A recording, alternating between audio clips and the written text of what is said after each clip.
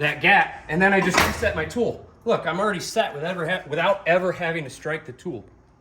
Already set without driving it, right? Because we captured low, we worked that gap low, and then we moved it into the door, right? So then from there, it's just a matter of working your tool and getting your throw. One thing that happens with this halligan bar, I'm using it like a can opener. That inside fork ramp is giving me more throw as I work that tool. All right, we have some TSR halligan bars actually in the field going to work. We're going to do a little video, some of the tips and tricks of using the tool and tactics we're going to use. Right off the bat, this is for some of our Leo and SWAT officers interested in buying an iron set, that compact, heavy-duty, heavy iron set that doubles as a battering ram. So inward swinging door, maybe metal frame, wood frame. I could do a residential metal door, metal frame. I could give that a hit or two, see if we can get that deadbolt to fold on that door and actually go inward, right? A couple hits, doesn't go, what's our next step, right? Our next step is switching to traditional irons, right? 1 or 2 hits, doesn't go, then our next thing is leverage. So the advantages of the TSR, we just drop this down, we shove our strap, throw that to the side, try not to lose it, you probably will, we sell more. Separate your tools. This touches on a little bit of the quick technique I showed the other day, but we're talking about starting low, taking advantage of the flex in your door. Modern doors have a lot more flex to it. They're not as stout as they used to be, right? So we can actually take advantage of that flex. We can get a boot in there and try to bend that out a little bit. If it doesn't go, nice thin forks, we can actually slide that into the jam there and get a little push and then capture that. Here we go. We can actually drop our weight into the door and start to flex that out. I can then move up the door. Again, just start softening your lock. Softening that. Ooh, and then getting it to pop a little bit, right? If you want to show what we actually have back there, Luke, we got kind of a double 2x2 set, so a little bit tougher door where we'll need an initial pop and then a little more throw out of our tool. So we soften that lock. It's like softening your lock as you work up to it. Starting low. Look at this flex we got down here. Capture that, right? What would normally be our next step, what we'd probably do if I didn't get a full roll, if I couldn't get that full roll? Well, a traditional halligan, right? We might not be able to get a good bite in there. It might be a little bit too tight, right? I can't get that in there, so what would we do? We would drive the piss out of it, 6 to 8 inches from the lock. And you do that because you have a little bit thicker forks. You have to drive them into the door.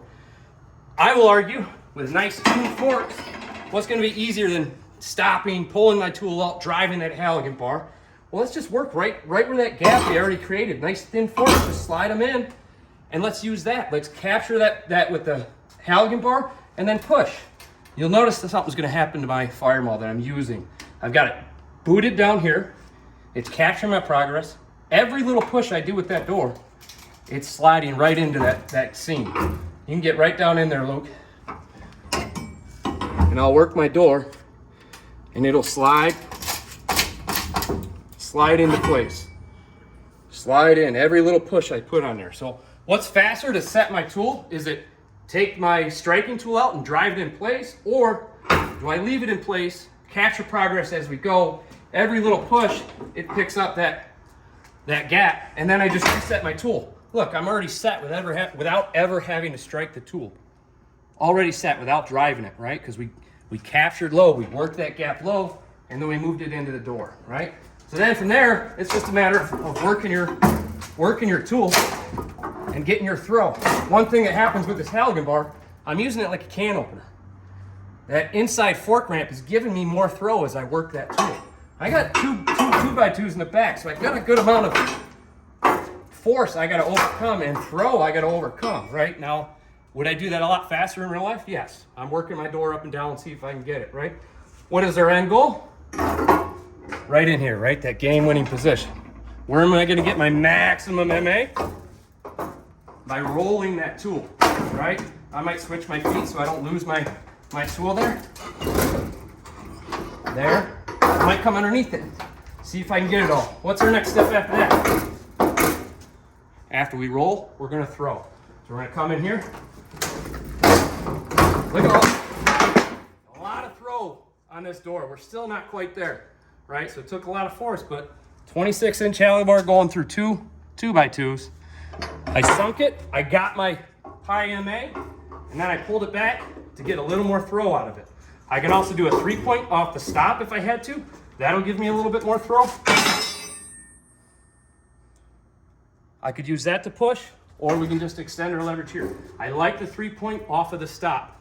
With this spike being down and away, I can catch that stop and get a little more throw out of it. And now we got about an 8-inch seam we got to force through before this door, and at that point, we probably just kick it in because we had about 8 inches past our door. It's one hell of a lock if that happens. But anyway, just a quick once over on the tool of how we like to force our doors, traditional doors, using that tool. If I start low, I am actually sizing up my door as I go. If I start running into resistance, I know I probably have a lock low. If my door flexes out, we know we don't have something low. We have that traditional lock, and we're watching our seam, seeing if we have something up high. If our door doesn't move up top, what do we have?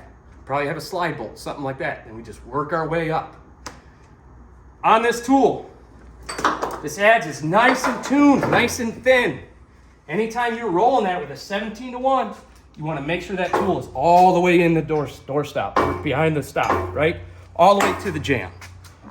We got nice, thin, tuned adze there with a high MA, right? So we don't want to be shallow. We just want to make sure it's nice and sunk deep, right?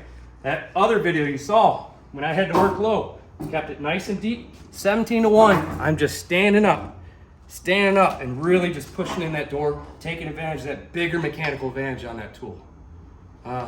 Anyways, just a quick video. We're gonna pulse this. We did it in one take. I hope you guys like it.